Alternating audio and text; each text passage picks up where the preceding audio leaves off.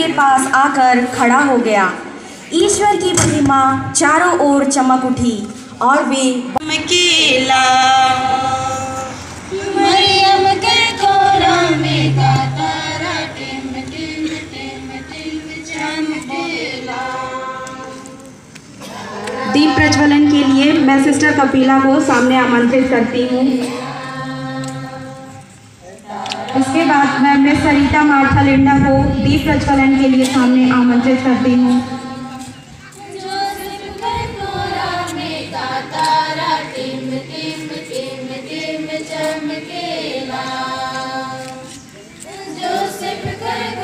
इसके पश्चात मैं श्रीमती प्रिस्का तिर्की को दीप प्रज्वलन के लिए सामने आमंत्रित करती हूँ। प्रभु यीशु चमकेला, प्रभु यीशु चमकेला।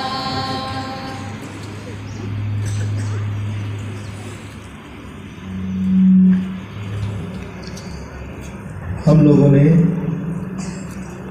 इस छोटी प्रार्थना के द्वारा ईस्टर की आशीष और इस सुंदर गाने के द्वारा अपनी प्रार्थना प्रभु को अर्पित की है। आइए आज के इस सुंदर दिन को हम पुनः प्रभु के चरणों में समर्पित करते हुए आज के इस कार्यक्रम का शुभारंभ करें।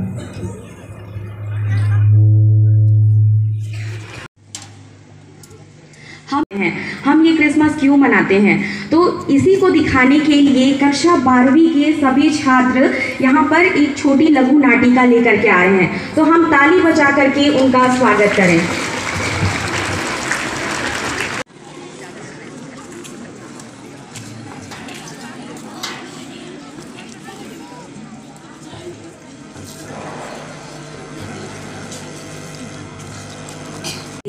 इज़राइल के लोग एक बहुत ही महत्वपूर्ण घटना का इंतज़ार कर रहे थे। उन्होंने एक पुरानी कहानी सुनी थी, परमेश्वर उनके लिए एक नया राजा भेजेगा, एक ऐसा राजा जो सबकी रक्षा करेगा और उन्हें अपनी शक्ति और आज़ादी देगा।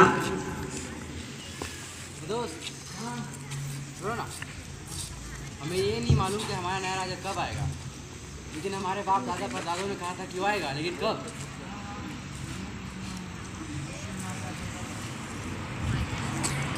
छठवें महीने स्वर्गदूत गाब्रिएल ईश्वर की ओर से गलीलिया के नाज़रेत नामक शहर में एक कुंवारी के पास भेजा गया, जिसकी मंगनी दाऊद के घराने के यूसुफ नामक पुरुष से हुई थी और उस कुंवारी का नाम था मरियम।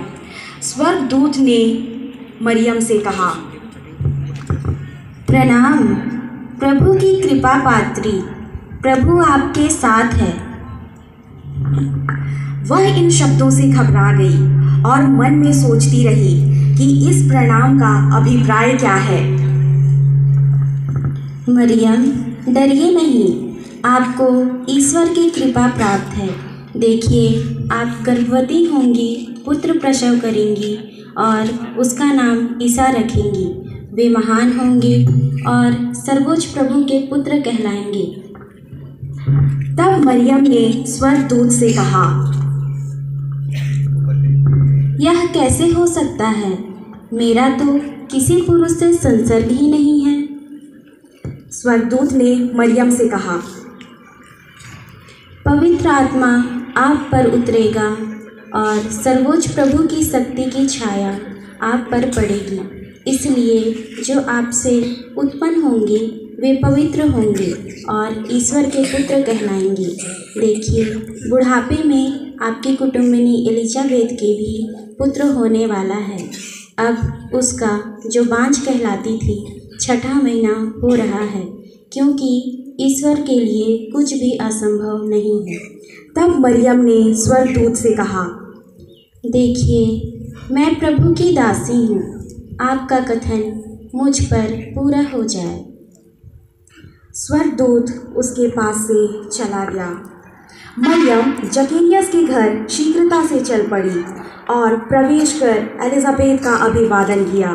ज्यों ही एलिजाबेथ ने मरियम का अभिवादन सुना, बच्चा उसके गर्भ में उछल पड़ा और एलिजाबेथ पवित्र आत्मा से परिपूर्ण हो गई और ऊंचे स्वर से बोल उठी, आप नारियों में धन्य हैं और धन्य है आपके गर्भ का फल।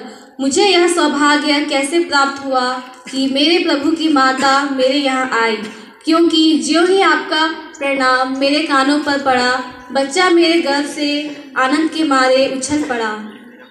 तब मरियम बोल उठी,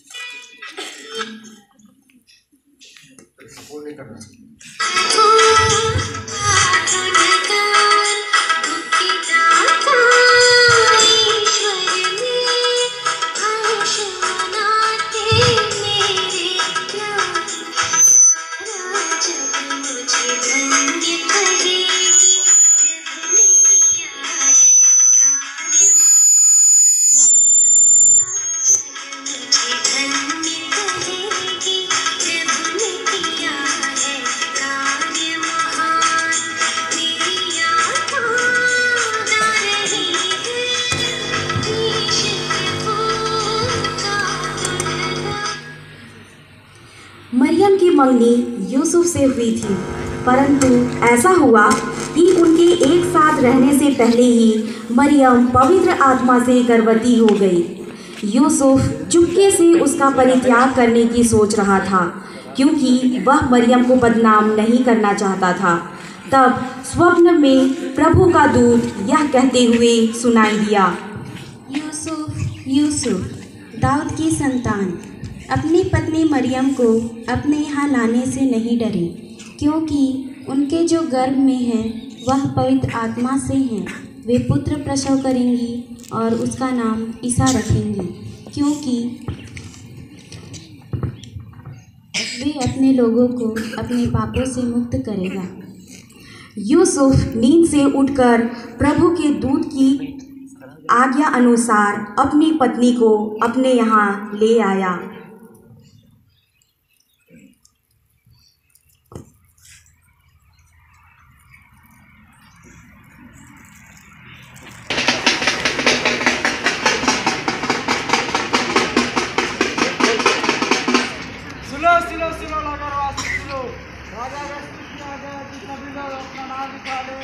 अपने नगर जाए। सभी अपने अपने नगर नाम लिखवाने जाते हैं और यूसुफ और मरियम भी अपने नगर नाज़रेत की ओर जाते हैं।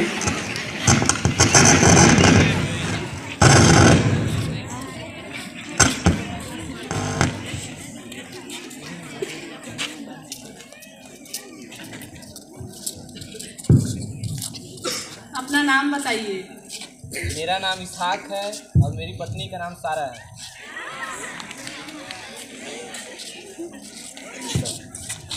अपना नाम बताइए। मेरा नाम मार्कुस है और मेरी पत्नी का नाम मार्था। ठीक है, आप जा सकते हैं। अपना नाम बताइए। मेरा नाम दाऊद थे, मेरी पत्नी का नाम रेविका है। ठीक है, आप जा सकते हैं।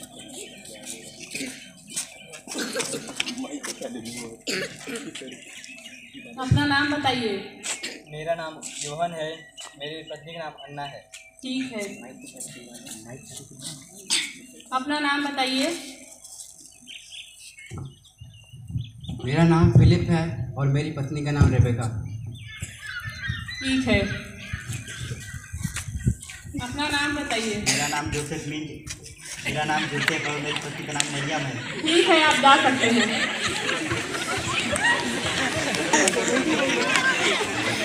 उसके पश्चात मरियम का समय पूरा हो जाने पर यूसुफ घर ढूंढता है।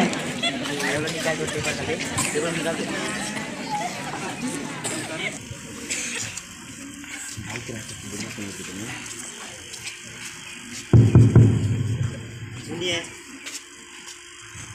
सुनिए, हमारे रुकने के लिए कुछ जगह मिल सकता है? नहीं, यहाँ कोई जगह नहीं है। यहाँ पहले से इतने लोग भरे पड़े हैं, तुम्हारे लिए जगह कहाँ से खोजूं? जाओ यहाँ से।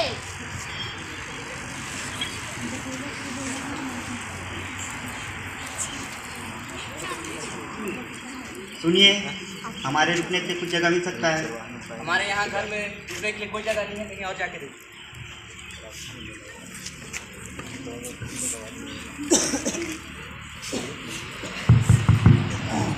सुनिए, हम बहुत दूर से आए हैं, मेरी पत्नी गर्भवती है, क्या आपके घर में ठहरने के लिए कुछ जगह मिल सकता है?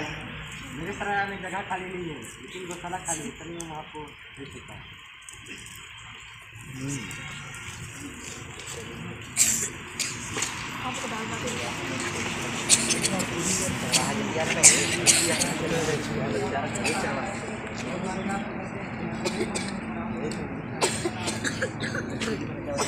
धन्यवाद।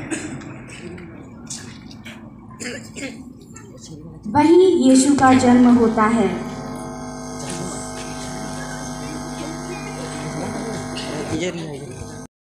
उनके पास आकर खड़ा हो गया।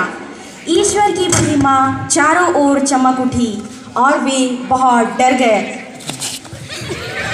डरिए नहीं, देखिए मैं आपको सभी लोगों के लिए बड़े आनंद का सुसमाचार सुनाता हूँ। आज दाऊद के नगर में आपके मुक्तिदाता प्रभु मसीह का जन्म हुआ है। यह आप लोगों के लिए पहचान होगी। आप एक बालक को कपड़ों में लपेटा और चलनी में लिटाया हुआ पाएंगे। यह कहकर वहाँ से स्वर्गदूत चले गए। जब स्वर्गदूत उनसे विदा होकर चले गए तो चरवाहों ने एक दूसरे से यह कहा, चलो हम बेतलेहम जाकर वह घटना देखें जिसे प्रभु ने हम पर प्रकट किया है। हाँ हाँ, चलो चलो।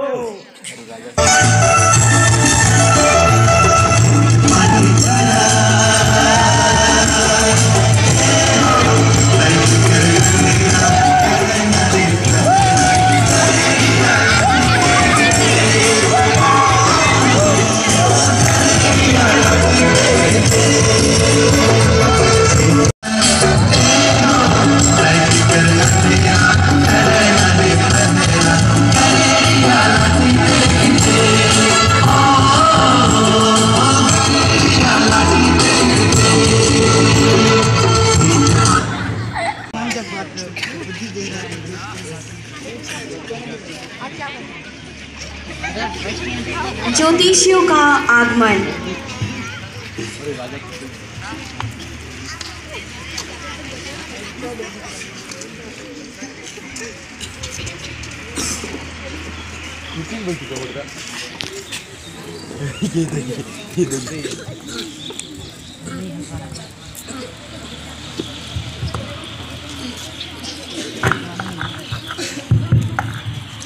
यहूदियों के नवजात राजा कहाँ है?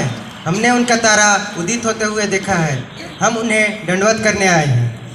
यह सुनकर राजा हेरोद और सारा यरूशलेम घबरा गया।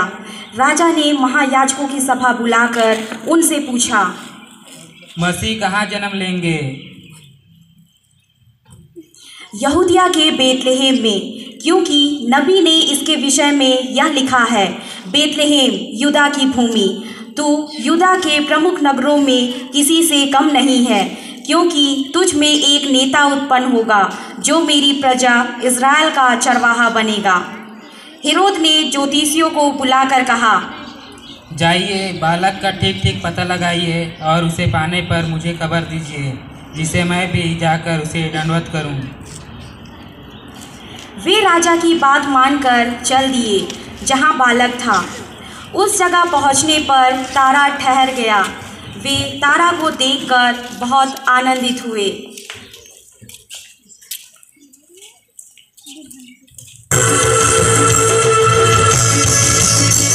घर में प्रवेश कर उन्होंने बालक को उसकी माता मरियम और जोसेफ के साथ देखा और उसे साष्टांग प्रणाम किया।